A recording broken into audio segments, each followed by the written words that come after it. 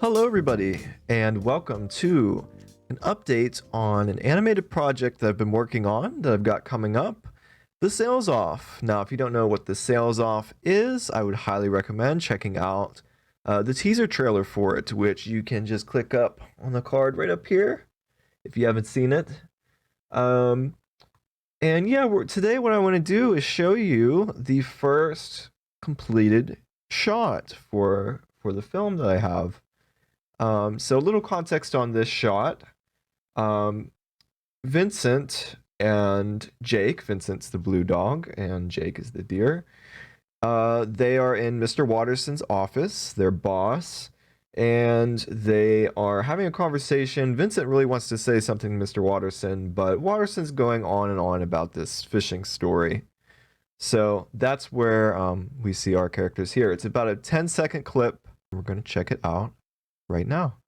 Wow, that sounds like a great time. I just got a game about fishing. Not to derail this conversation, but I'd love to talk. And right there is where it cuts off, because Watterson is then going to interrupt Vincent, and we cut to a different shot. So we're actually in the 3D software here. We're in the set at Mr. Watterson's office. You'll notice the characters look a little weird when we go from different angles. And that's because their faces are just these flat planes that are textured with their facial animation once that's completed. And it's just put onto their bodies. So it's this technique that I developed over the years of using kind of half 2D, half 3D. And I really like just having that, real control over the two-dimensional face and then, a 3D body. And so they're sitting at the desk here, and our camera is set up here. So the first phase, the first step for making a shot like this, let's go step by step. So first of all, we need to know where we are in the story and block this scene, this shot. So I knew what to do already because of this, the shot list. This was something that Kari, who wrote the story for The Sales Off, helped me make.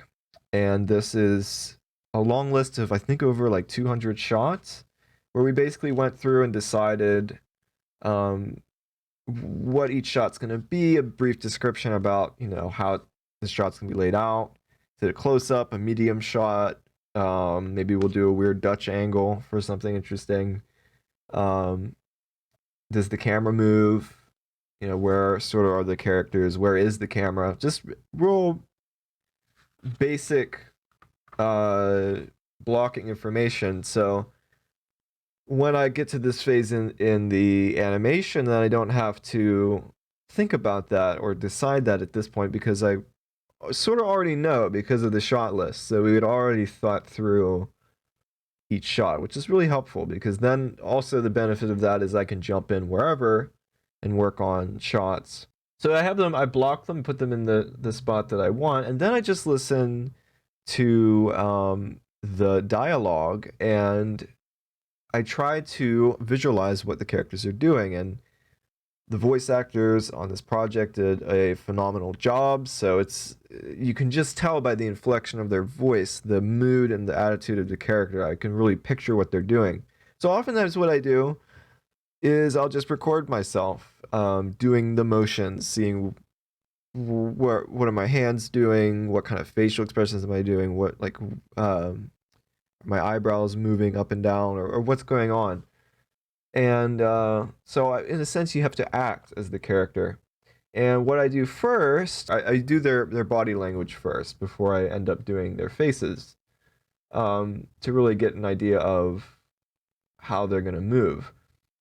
And if you do that first, and if the body language of the characters reads really well, then it's going to read, it's going to work, because just with their bodies alone, you can tell that he's talking, he's kind of slouched over. So when we add the facial animation, it's going to be even better. Then we head over to making the faces, because they're just sitting here staring blankly at us and they're not emoting at all. And this is a really crucial part. So we head over to a different file for this, actually. And I like doing it this way because I can really focus in on the face then. And again, I just listen to the dialogue, and the first thing that I do is lip sync. So I get all of the mouth shapes the way that they need to be to match up with the dialogue. And then just going in and doing each part, like, okay, where the eyes, like the pupils doing, his eyelids, when does he blink, eyebrows, even his ears a little bit here and there. And that's just the process of animating the face. And there's a little rig over here that I use. And if I want to change, you know, the angle of his head, I can move this along and get different angles, set it up so that that works. We can head over to Jake over here. This is his dialogue scene. And do a little head turn there, just a few frames of alternating between the angles. So it's pretty straightforward. It's once you get kind of the setup and the flow and get the characters designed, everything, I find it to be pretty efficient. It's easy to work pretty efficiently.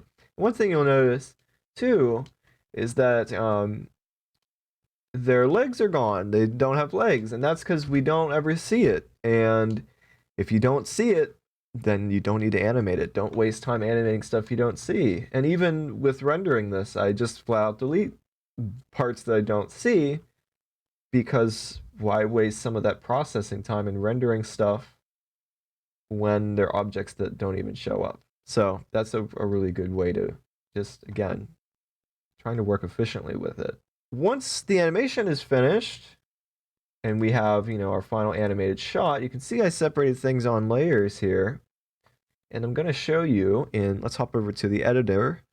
This is where I composite all of those layers together. So let's undo everything. We start with the backdrop.